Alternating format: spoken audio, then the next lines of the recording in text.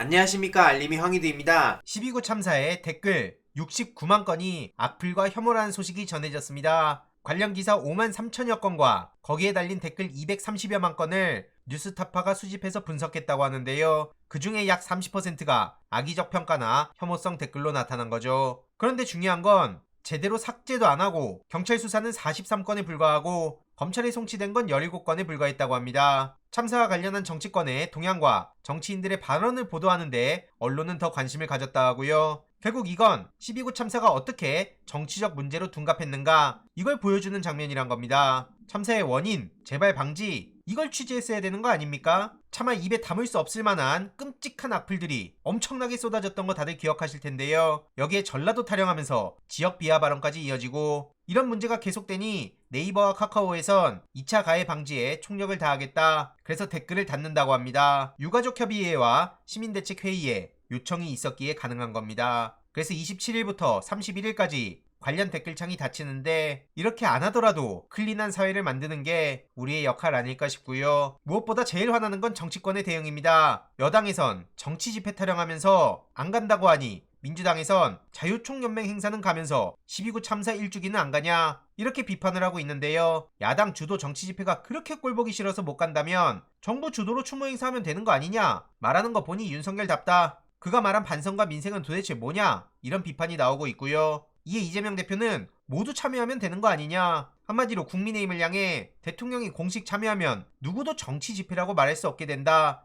이렇게 지적했습니다. 틀린 말 하나 없다 보고요. 결국 저렇게 정치 집회라고 말하면서 정치 집회로 평가되도록 조건을 만들고 그 다음에 자기는 참여 못한다고 말하는 거 아니냐, 이게 무슨 말 같지도 않은 장난이냐 이거죠. 1년 지나도록 책임자 처벌이 한 명도 없다는 게 말이 됩니까? 그래서 사과를 받고 재발방지 대책을 강구하고 여기에 집중해도 모자랄 마당에 박정희 추도식은 참여하고 12구 참사는 못 본 척하는 거, 이거 그냥 넘어가선 안 됩니다. 이따위로 하니 국민의힘 김선영 용산구의원이 탈당하고 민주당에 입당한 거 아니겠습니까? 누구 하나 제대로 힘이 돼주지 않았다 하고요. 특별법 반대 당론이 세워지고 입을 다물 수밖에 없었다고 하죠. 집행부도 의회도 초심은 온데간데 없었다 하고요. 논란이 엄청나게 거세지니 국힘 혁신이 인유한 씨가 대신 추모식에 참석한다는 얘기까지 나오고 있습니다. 인유한 위원장이 가는 것도 무작정 욕할 생각은 없습니다. 현실적인 분위기를 보면 대단한 거죠. 하지만 그렇다고 하더라도 이게 국힘의 변화로 이어질 수 있습니까? 이건 다른 얘기고요. 당장 김기현 대표와 윤재혁 원내대표는 국회 행안위 주간 추모식에만 참석한다고 합니다. 안 간다는 거고요.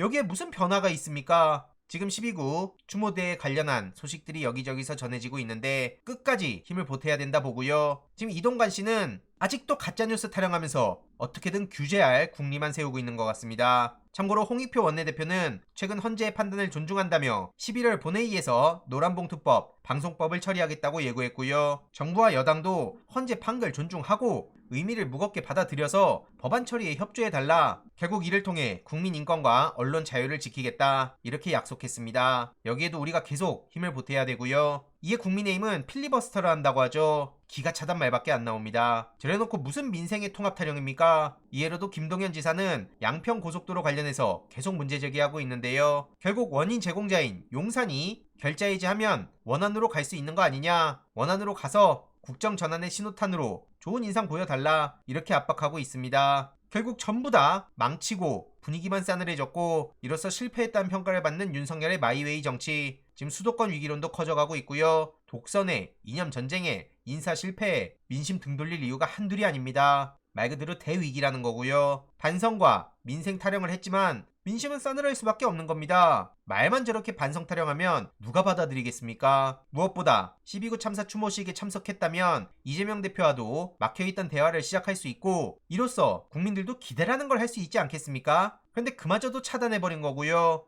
이런 나중에 하태경 같은 사람이 윤석열 대통령을 향해 지분을 줘라 마라 하면 이게 기대가 되는 사람이 있습니까? 윤석열 대통령이 들을 리가 있냐고요. 오죽하면 국힘 의원들은 윤석열 대통령을 민주당 용병이라고 표현한다고 합니다. 국힘 자체를 망치려는 거 아니냐, 이런 얘기를 한다는 건데 본인들이 선택한 거 아닙니까? 아무튼 민주당에선 새로운 최고위원으로 박정현 전 구청장을 임명했다고 합니다. 송갑석 의원의 후임으로 충청 지역 여성 정치인으로서 박정현 전 구청장을 임명했단 거고요. 인터뷰를 통해 친명 일색으로 지도부 꾸리는 거 아니냐, 이런 지적에 동의하지 않는다, 당대표를 당원들이 뽑은 거 아니냐, 친명 비명 자체가 갈라치기다, 이렇게 반박했습니다. 아니나 다를까 이원욱 씨는 동기 가슴에 비수를 들이대는 거다, 이런 말 같지도 않은 소리를 하고 있는데요. 당대표가 인사를 하면 그게 동지의 가슴에 비수를 꽂는 겁니까? 아니 그리고 지금 본인이 동지 맞습니까? 틈만 나면 비명계내 친명계내 난리를 치면서 당원들하고는 소통도 제대로 안 하고 그래놓고 무슨 동지 타령이냐 이거죠. 적어도 저는 동지라 생각 안 하고요. 이후로 어떻게 되는지 소식 계속 전해드리도록 하겠습니다. 이번 내용도 유익했다면 구독, 좋아요, 알림 설정,